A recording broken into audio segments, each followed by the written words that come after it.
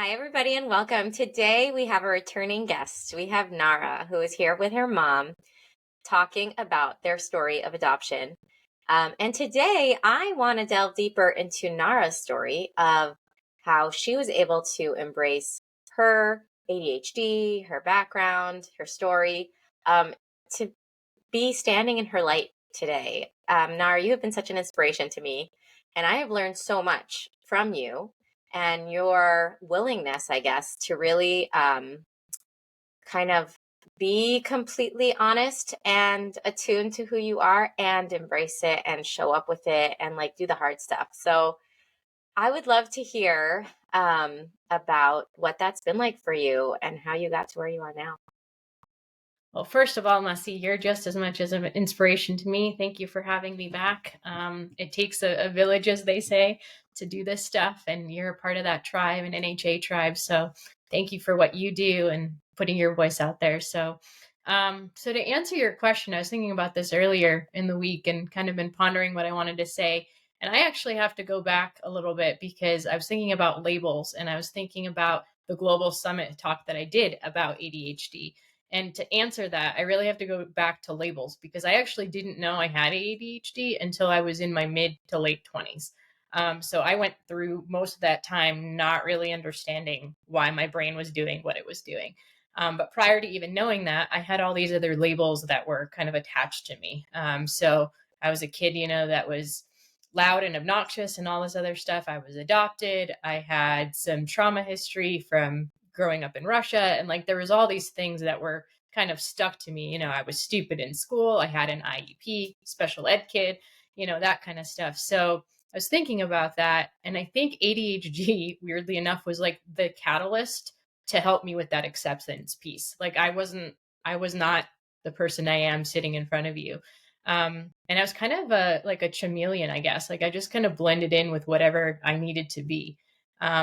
So when I got the ADHD diagnosis, I was like, great, another label. Are you kidding me? It was so like almost soul crushing to me. And I remember sitting there in front of my doctor going, I'm literally just a list of words to somebody. Like I'm not even a person. And it was just like your face. It was like, I just felt so defeated. And I was like, really, just another label. So that was kind of the beginning of like, I can't keep doing what I'm doing. And my mom, Dorothy, who's also an advanced trainer, she went and did NHA. I was in high school. I didn't really buy into it at that time. And here I am, like in my mid 20s. And I was like, there was something to this NHA thing. Like, I'm going to have to baby step my way back out of this hole that I was in my 20s. And that's kind of how it started. So I got on medication, and I know that's a kind of a hot topic, but what I want to say about that is like I needed the medication. I mean, it was like a night and day difference. I went from barely making it through high school and parts of college, and I've now graduated with a 4.0 GPA with a master's degree. And not that medication did all that, but it helped me organize my brain and all those symptoms, impulsivity, not being able to organize, hyper focused, all these things that people kind of know about ADHD. It shows up differently in women. I'm going to say another hot thing. It's underdiagnosed in women because it shows up different. And I was one of those statistics. And so having that like understanding and education was really the beginning bit of it. But it was actually really NHA and the inner work of that, of like baby stepping my way into that acceptance, that I think made all the difference. And I started small. Like if I got out of bed and did everything in my calendar that day, that was what I recognized myself for.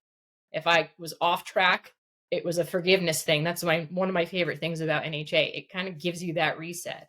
And then I had to find things that worked for me, in terms of being able to navigate my day. And my brain was now different on medication. I was a different person. I had done a lot of therapy. So what did that mean? Like I kind of had a crisis at 25 of what does that all mean now that I'm doing what I'm doing.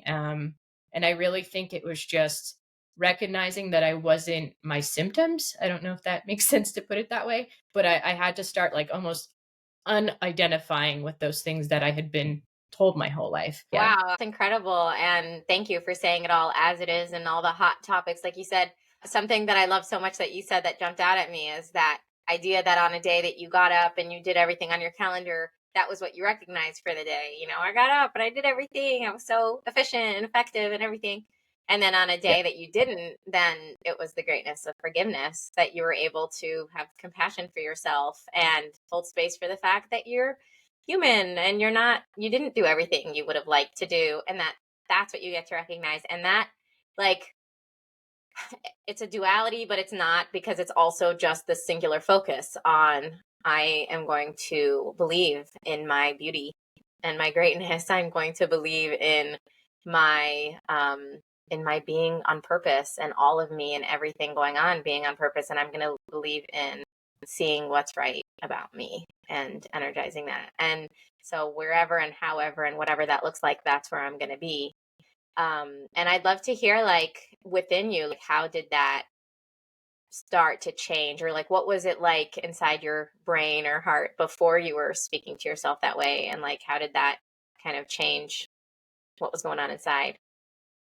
Well, I think it was like almost like a reframing, because all those things like being disorganized and time management problems and like hyper focus and being restless and like execution, like I know the steps, I know what I want to do, not always the right order of how I need to get there. And it's interesting that you pointed out this purpose piece, because part of what was happening for me, it was like I think all those other labels kind of stripped me from that in my 20s. And that's kind of actually how this greatness journal came to be, weirdly enough, that I now have. And essentially, what it is, I kind of didn't know that I was using this in my own head, but it's a chart, and it's like, I'll read from it. It says, like, recognize and reflect, claim a greatness for the day, greatness that was seen in you by others, like if you're doing this in a family, and intention for the upcoming week. So that was kind of what I did with myself.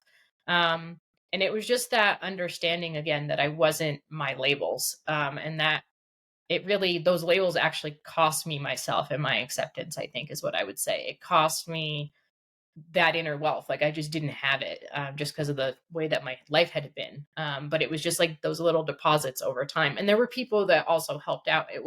This was not a singular journey. I had people around me that also were supporting what I was doing. And I think that's important to kind of mention, because I didn't just do this on my own. And it wasn't always pretty. That's the other thing. It was really hard at times. There were times that I did not want to go and do the thing and, NHA myself and Sarah myself. Like there were days I did not feel worthy of it, but I did it anyway.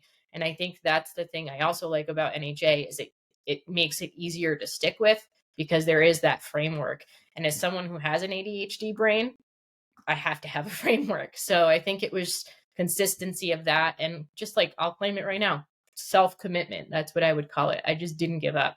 And over time, like it started to kind of seep in, and I found ways to navigate my life differently. And, saying when I'm not doing well, I think it's just being honest about what is, as you said. So yeah, it Yeah. wasn't always pretty though. For somebody who's now struggling with that idea of, I, I'm this and I'm that, I'm the other, all my lists. I think so many people can relate to that in different ways, even if it's not diagnosis or traumas or past, stories. It's labels of like shoulds or roles, or like, but I have to because I'm a mom, but I have to because I'm a teacher, but I have to because I'm a this, because I'm a that.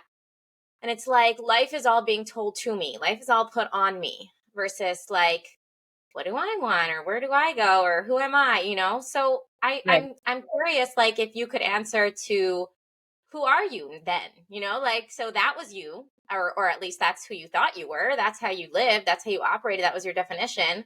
And now through this work, you say things have shifted. So like, who is Nara? How did you find her? And what does she look like?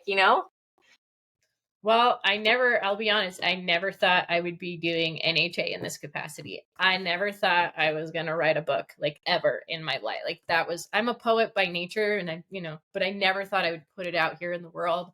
I never thought I'd do any sort of public speaking. Like that's a new thing for me.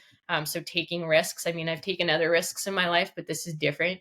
And I think for me, I really keep, like you were talking about other people, I have to know what my stand one is, what my stand two is, and what my clarity is. So if it doesn't fit within one of those categories, and it's the same thing with the medication, I will stop taking medication the moment that it doesn't allow me to live out what I want to do and my purpose. The medication doesn't get the credit, I think, as Howard would say. I get the credit, but the medication helps me live in such a way that I can then live that greatness out loud and my purpose out loud. And if that's not happening every time I go to a med check, my doctor and I are going to have a different conversation. Maybe it needs to be a different dosage. Maybe it needs to be a different medication. And I really have to catch myself and reset all the time of like, this is how it needs to be done, or this is what I should do. And that's hard with like society, bombarding all of us with all those messages, but it's having that like self clarity and those like 1, 2, and 3 stands, and then being able to communicate that with people around me in a compassionate but like kind of firm way.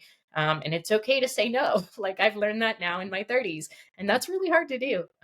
So I'm a person that's just like everybody else. I'm figuring it out as I go. And it's not perfect. And, I'm funny, I'm intuitive, I'm creative.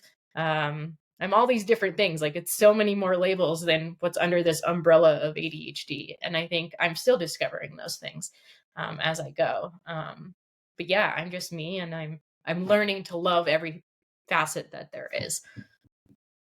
Oh, I love that so much. Yay. And I also like, I feel that stand 1, stand 2, and stand 3. It's almost like that idea of that beginning of I'm not my labels, I'm not my, list, is that stand 1. Absolutely no. Like I refuse to limit myself to just being all these problems that need fixing, or all these problems that need to There's not bother always people, something going whatever. right. There is. And Yes. then that stand 2 is like, okay, well then that gives me permission to then find out, like, well, then what's here, and absolutely seeing that right stuff and absolutely appreciating it and going with whatever it is, that forgiveness or that, efficiency. Um, and then that clarity of, this is the way I want to live, and I have a right to do that. Like I have a right to be happy with who I am. I have a right to like who I am. I have a right to be okay with who I am. And I have a right to live out the life I want to live as I am, with all of it, and do what works. Like you're saying, medicine's helping. I deserve help. I'm allowed to have help. It doesn't have to be hard, and it's not helping. Okay, then goodbye. I don't need to listen to anybody, who's telling me otherwise. It's that permission to turn inwards and say, no, this right here, this is who I am. This is what I get to live by. Yeah. So tell me a little bit about you kind of touched on it, a drop, some of that pushback, it sounds like, from just as you're kind of evolving into this full permission to be you and do what you want and take these risks and maybe show up differently in the world, kind of gaining your voice and your no. Was there pushback? Was it hard? Did you have, what was that like? I mean, I think it depends on the domain that it's in, but one thing that I've kind of learned through just fumbling, I'm the greatness of fumbling through this, is the clearer that I get, it helps other people around me. So even if there was pushback, I don't know if it was so much pushback as people realized that maybe I was different. And so what does that mean for my relationship? Because that's what NHA is. It's a relationship model. And so I think it was more of a reorientation for me and the people in my life. And what does that mean and how we interact? I think the pushback honestly was probably more from myself, because I'm my worst critic, as a lot of people probably can relate to. But I think it was more of a reorientation point. And then the people that no longer, let's say, fit in my life, they kind of fell away. My relationships are healthier. I'm healthier. And I don't have that kind of yuckiness behind what that looks like. It needed to fall away in the way that it did. And being able to recognize those tough relationships and giving them recognition, even if I'm not telling them what they are, I can now have that lens of like, this is what's still great about that person. There maybe not be good for me and in my life, but this is how I'm choosing to make that choice, and not feeling bad and guilty about that, because again, I need to be the priority and still be mindful of the relationships around me. But if it's not working, it's not working. So not really, I don't think it's pushback. I think it's just a reorientation of what used to be for me, and it's still unfolding. It's not a finite endpoint. I'm still figuring it out as we sit here. So yeah. Could you give us an example of like that, what that could sound like? So for me, I kind of like use a formula because it kind of works with regardless of the relationship. The way that I speak to my mother is going to be very different than the way that I speak to my boss in terms of the specifics. But for me, I always start with I statements, what it is that I need or am looking for, or like what needs to happen, even if they are not the ones to meet that need, but I'm letting them know. So X is happening. I need, or this is what I and this is the time frame of which that's going to happen, and I give the time frame for someone like myself with ADHD for that accountability factor. And then when a person, let's say somebody is pushing my boundaries and I've said no, I can then go back and reference, remember when I gave you, remember when we talked about XYZ and I needed this and this is what I, please respect that. And if you can't if for some reason they can't, letting them know what the consequence is, to use NHA language, not in a mean way, but when I say I need to get off the phone and you want to keep talking and I keep saying I need to go, I'm going to hang up and say I'll talk to you later. And that's a very benign example, but it's clear. And I think it's knowing that clarity. And then there are times, maybe I think I know what I want and then it's changed, or maybe I've gotten more clarity. I feel like it's then my responsibility to go back to that relationship and say, you know what, I told you this, but really what I need now, or I've recognized that this has shifted for me. Again, those I statements, and being able to communicate that and say, apologies if they're needed. And I think that helps people open up to be open to have that conversation. And I had to learn how to do that. This is not something that it was natural to me to speak in this way, as my mother will probably tell you if she watches this. But that's what I have learned, that I need that kind of formula so that I can navigate my relationships with people. Yeah, that takes so much courage to step up to somebody and just be like, hey, you know, I've been thinking, and this isn't, this is like you said, this And I is give them going. permission to do that with me. That's the thing. I've had people not come up with, to me before in the past. Maybe they were afraid of how I was going to respond or get angry. And now I've seen over the last couple of years, people will kind of tiptoe and be like, hey, Nara, I want to bring this to your attention. Because now they know I'm not maybe going to completely blow up or be whatever, so it's also giving that time and space for people to come to me and say, give them the same permission, which that's what I've come to appreciate. It's, even if I don't agree or there's tension, it's still almost like loving tension in a way, because I know what my core values are, around that and that person. So Yeah, if yeah. I would like kind of try to say like what that is, I would say like it's a focus on myself instead of on the other. And so both for the clarity and what I need and where I'm going forward and what I'm going to do, it's focus on me. And then also them coming to me with something, it's a focus on me. So I'm working on receiving what they're saying, and I'm working on seeing, does that resonate? And also that's their experience. And how do I want to come? But it's not this reactive or outward focused, like everybody else needs to. It's a lot People of, it pleaser. sounds like reflection. Yeah. A lot of inner reflection and ownership of like this, of this me in the world and how I'm showing up. Such a beautiful way to live. So I'm wondering if we can backtrack to before that boundary setting, before I'm going over to someone saying, hey, this is what's going on.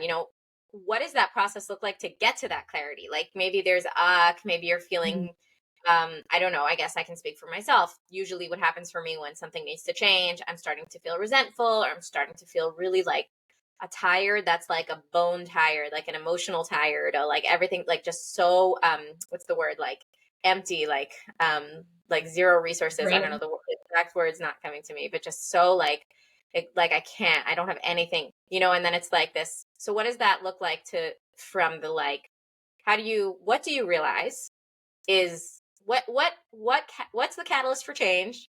And then how do you process what that change needs to look like? How do you get there to that clarity?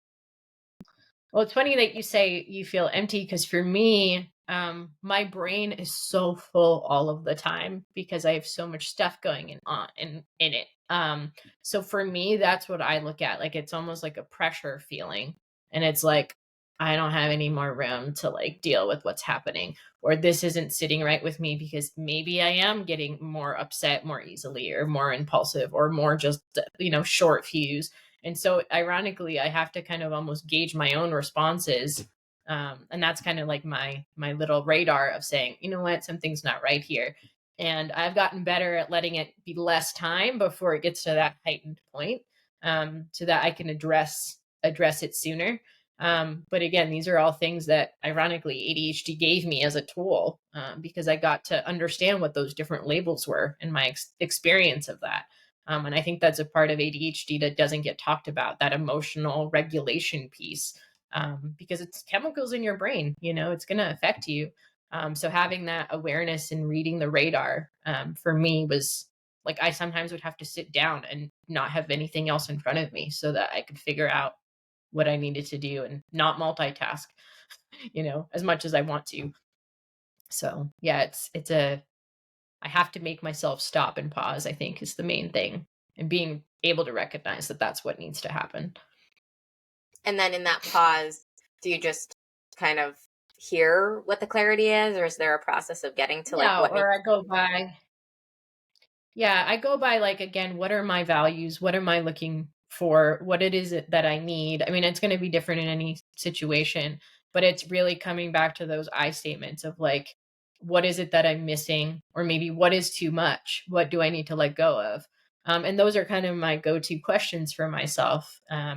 And then figuring out in that NHA lens, and almost I do a Sarah if I need to as a starting point, like, okay, what do I see that's happening? What do I appreciate about that? What does that reveal? And I do that for regardless of who's involved, if it's a me thing or somebody else. And then that helps get me to that clarity point. So then I can communicate, whatever it is I need.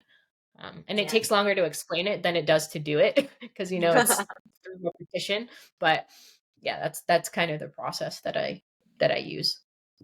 Nara, it's such a beautiful way to live because it's so, I don't know the right words for it, but it's so responsible. Like, but responsible not in like just responsible. Like it's if it's reflective and it's internal and it's taking ownership of my place in the world, my choices in the world, my side of the street, my paper. Like this is it, but so on the one hand it's respectful of others because it's not being a victim and putting them in charge of my happiness or my okayness or my security or my safety or my pleasure or whatever, it's all on me. Yep. But on the other hand, it's also loving to myself. It's a statement to how much you've really embraced yourself as a worthy being.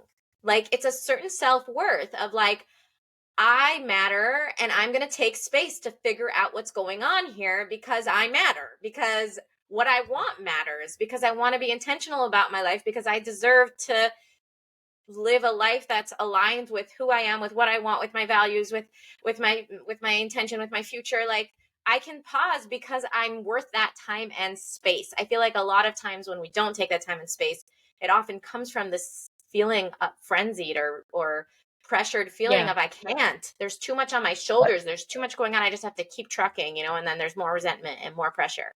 But that sense of like, whoa, I don't feel good. I'm going to stop here for a minute and figure this out is self-worth, is loving myself, is taking that time for myself. So you are just like literal blossoming transformation of like such a, like you are Nara and you love Nara and you're owning Nara and we are all benefiting from it. So thank you so much for taking the time to share your story with us, your transformation, being honest with all the different parts of how it looked. And you said it was a risk for you to start public speaking. And here you are on this podcast doing a recorded interview.